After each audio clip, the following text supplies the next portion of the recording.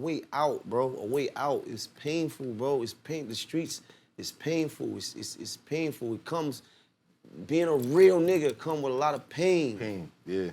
It come with a lot of... Yeah, a lot of disappointment. A lot of disappointment. It come with a lot of nights that's trauma, not... anxiety, right, you see, with social media, it's fashionable to say you this, it's fashionable to say you that, it's cool to rap about this, it's cool to rap about that, but the truth of the matter is, those days that I described to you, I would be here describing to you for hours and hours upon hours what it really felt like, because it's a loneliness, it's a time of it's just bad, some of those days. You understand? And it comes with being a real nigga. Yeah. And you gotta accept it, you gotta take it. You gotta accept the fact that you're in prison and you ain't telling nobody. You gotta accept the fact that you a stand-up nigga. You gotta shoot and then you know niggas is shooting back. You gotta take that. You gotta take the fact that we just lost some money. You gotta take all that. Who came up with that? It's just the code, the moral code that we follow in an immoral world. In an immoral world, in a savage world that we adapted to. And nobody gave us the rules and said, this is what you're supposed to do. But it was, you know what? Let me change that. They did give us the rules. They said this is what we're supposed to do. The old niggas told us, you can't be out here, you're gonna be with it, be all the way with it. Right. If you got your feet in it, stand up. You gotta do time, be the same nigga that you was. You was blowing your hammer in the street. When you go to jail, do the same thing. We don't wanna hear about you getting your shit took. You was letting niggas smack you around and all that. You better be about that same activity. Right. All right? So, it's a painful existence because those couple of seconds of, you know, niggas like to tell these tales, right? Yeah. There's a lot of tales. There's a lot of tales. So a lot of tales. It's like, yo, I cut this nigga, I shot this nigga. Right. Those is only seconds. What you had to pay for that was either years. Those is longer.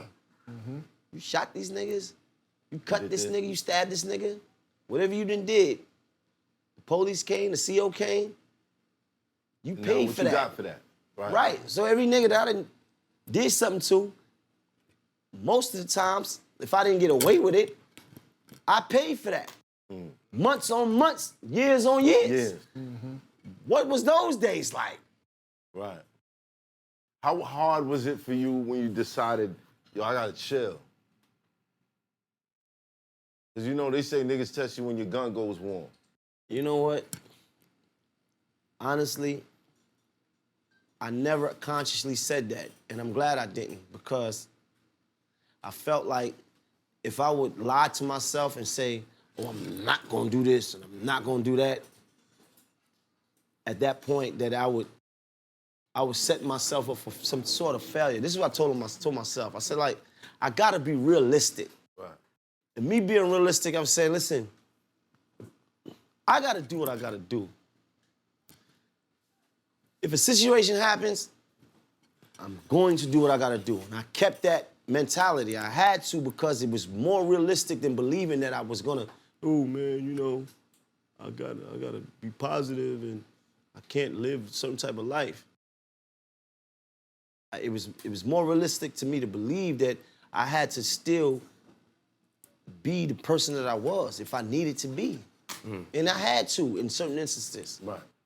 But you found a nice little streak where you was like, okay, I ain't getting into trouble, I'm going home.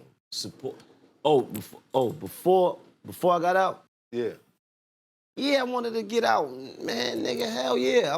Yo, listen, you know what I used to say when I was in prison? I used to say, I ain't no jail nigga. I'm not a jail nigga. Right now. Right. As long as I've been in prison, I am not one of these niggas. And it was three things that I felt like if I became, then I was leaving my spirit in prison. If I became involved with sexuality in prison, then I was leaving myself and my spirit in prison. if I became a drug addict in prison, then I was leaving my spirit in prison. If I became a stool pigeon or rat in prison, then I would be leaving my spirit in prison. Where did you get that? I don't know, it came to me. And I stood silent, I don't know, like, I don't know, you know what I mean? I get it, maybe it was my mother, bless her soul. Maybe it was my father, bless his soul. I don't understand because I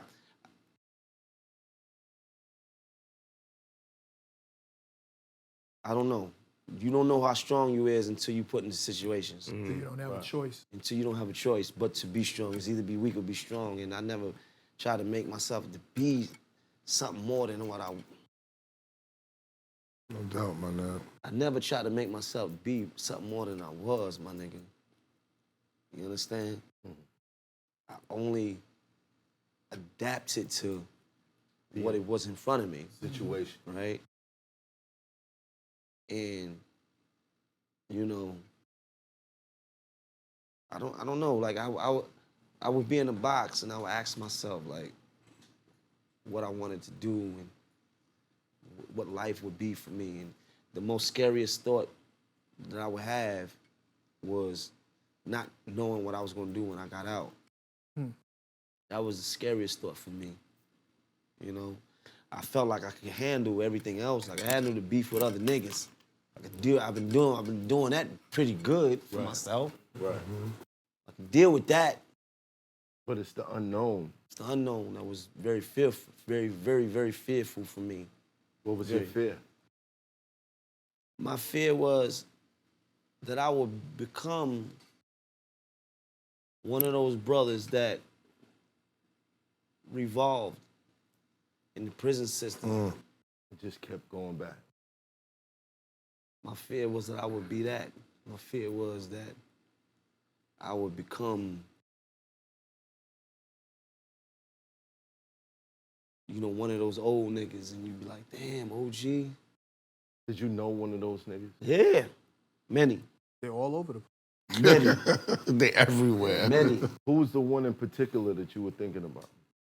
Just many. Just in my travels, like I said, I've been through over 10 different prisons, so it was always an old nigga, always a nigga that had grades, and I would talk to him, and I would try to understand what his life was like when he was young. Right. Try to figure it out. And most of those niggas had been in prison, in and out of prison, for most of their lives. And I didn't want to be that.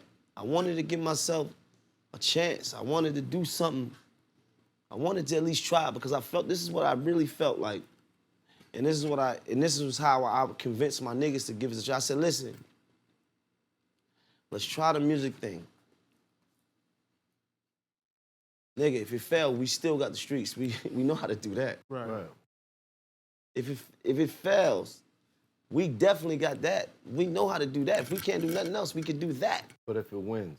Nigga, we winning. Change our life. Nigga, we winning. You did the impossible. Yeah, we done what niggas couldn't. We done what they said we couldn't. We done what they thought we couldn't, you know? This Hoffa, trapper turn smack rapper. Only smack rapper that you know is smack rappers. Got bars, I can hang with the backpackers. Trap star, I don't hang with the backpackers. I'm in the hood with the work, you heard. Making fiends leave earth, you heard. Got your baby mama thirst, you heard. Feel the flow, nigga, throw